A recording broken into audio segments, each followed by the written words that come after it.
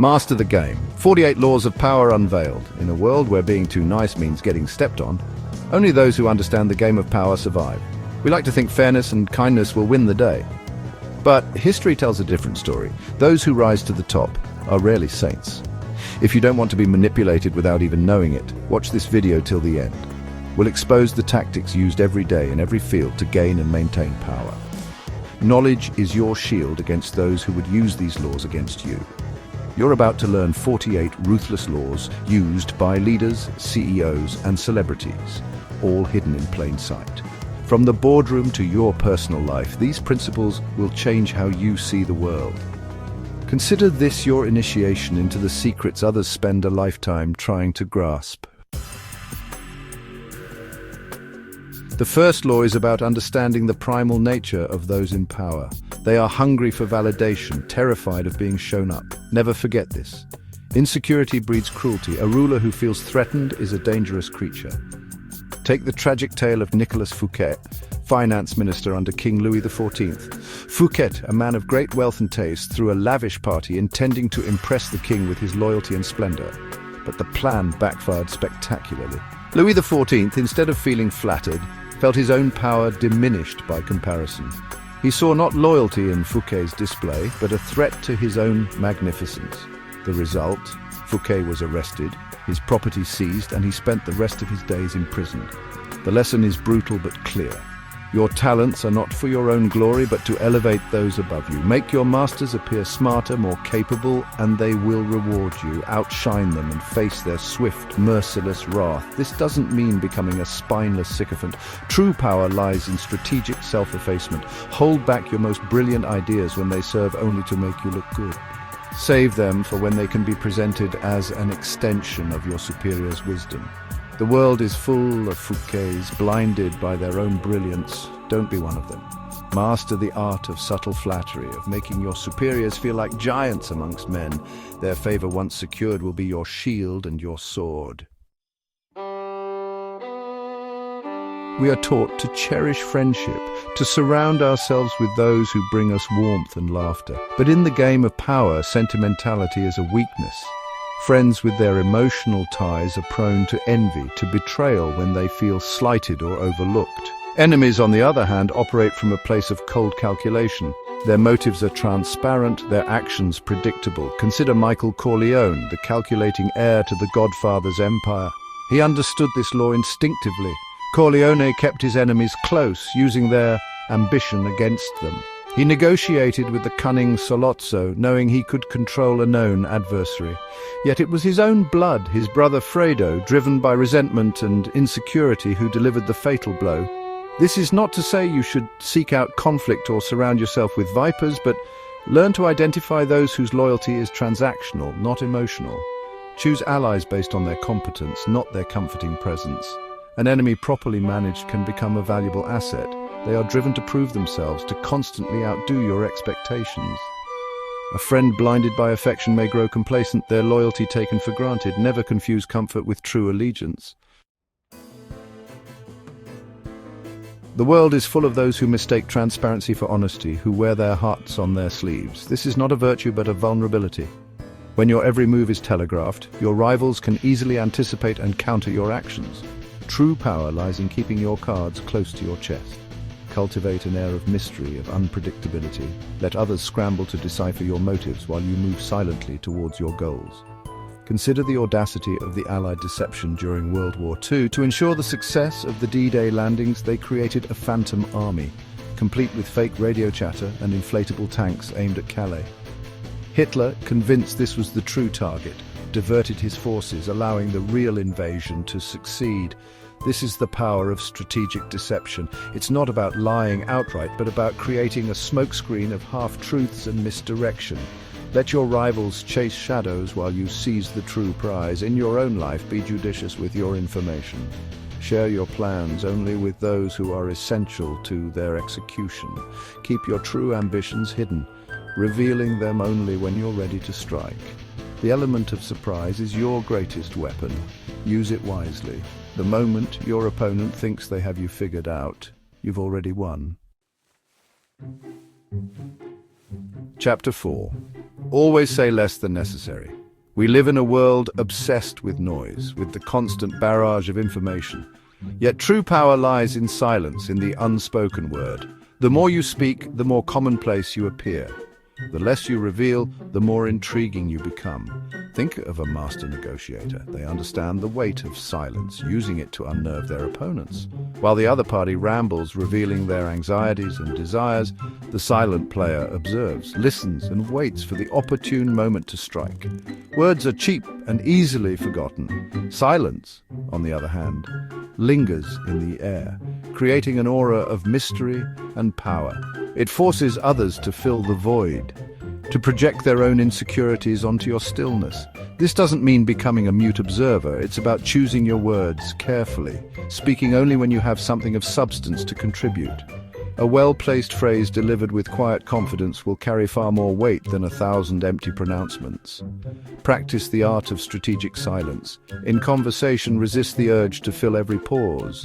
Let your words be few, but impactful. Remember, it's often what you don't say that speaks volumes. Chapter 5. Court attention at all costs. In the vast theatre of life, it's not enough to merely exist. You must be seen, remembered, talked about. Visibility is power. Those who fade into the background, who blend in with the masses, are doomed to irrelevance. Andy Warhol, the enigmatic pop artist, understood this principle instinctively. He craved attention, courted it relentlessly. He made his name synonymous with his art, turning himself into a brand as recognizable as the Campbell's soup cans he immortalized. Warhol understood that in a world saturated with information, one must be bold, even outrageous, to stand out. He made provocative statements, cultivated an air of mystery, and ensured his image was constantly in the public eye. This is not to say you should strive for notoriety for its own sake, but find your unique voice, your distinct style, and showcase it unapologetically.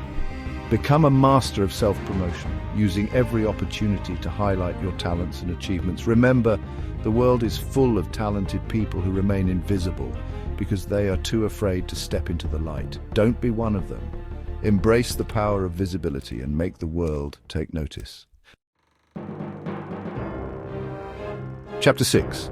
Use selective honesty to disarm your victim. We are taught from childhood that honesty is the best policy. And while integrity is important in the game of power, it can also be a weapon. A single act of honesty strategically deployed can be more disarming than any lie. Con artists understand this principle well. They will often begin their schemes with a display of genuine honesty, returning a lost wallet or offering an unexpected act of kindness. This act of goodwill lowers their victims' defenses, making them vulnerable to the manipulation that follows. This is the power of selective honesty. It's not about being truthful all the time, but about choosing the right moment to reveal your integrity. An act of honesty, when it comes as a surprise, can be incredibly persuasive. Imagine you're in a negotiation. Your counterpart expects you to be ruthless, to fight for every inch. But then you surprise them with a concession, a moment of unexpected generosity. This act of vulnerability can shift the entire dynamic, building trust and goodwill. Of course, this tactic must be used sparingly. Too much honesty and you become predictable, even naive. But a well-timed act of truthfulness can be a powerful tool for persuasion, disarming your opponents and paving the way for your own victory. Chapter 7. Crush your enemy totally.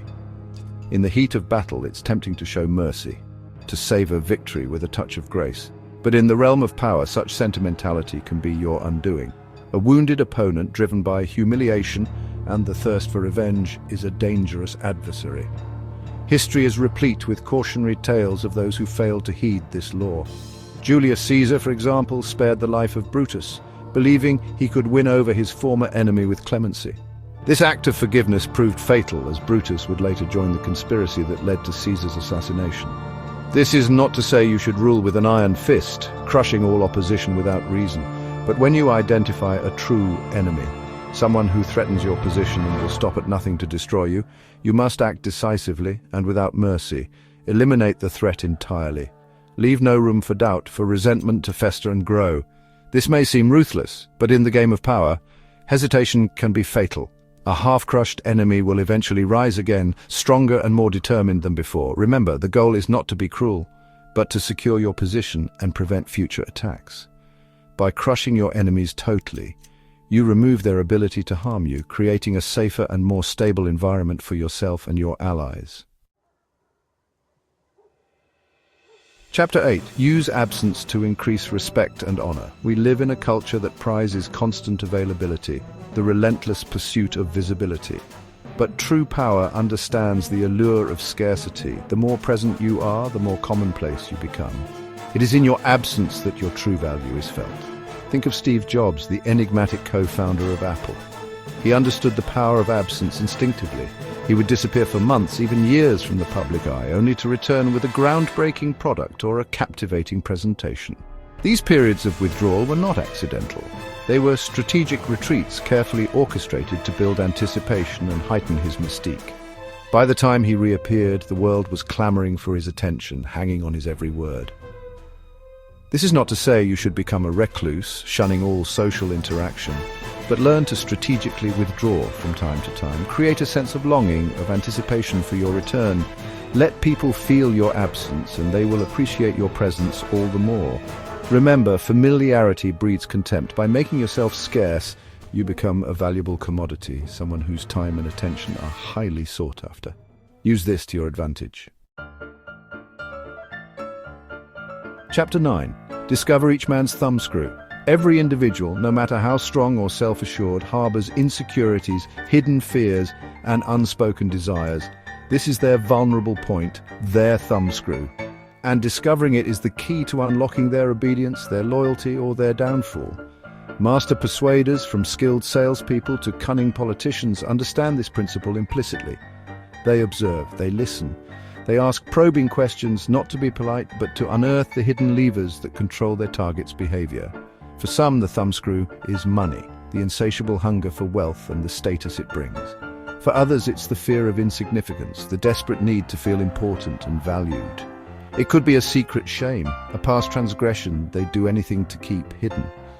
Once you identify this weakness, you hold a powerful tool. You can use it to subtly influence their decisions, to nudge them in the direction you desire. Offer them what they crave most or threaten to expose what they fear, and they will become putty in your hands. This isn't about manipulation for the sake of cruelty. It's about understanding the motivations that drive human behavior, the unspoken needs and anxieties that shape our choices. Use this knowledge wisely, and you can navigate the complexities of human relationships with greater ease and influence. Chapter 10. Despise the free lunch. We are drawn to bargains, to the allure of something for nothing. But in the realm of power, a free lunch always comes at a price.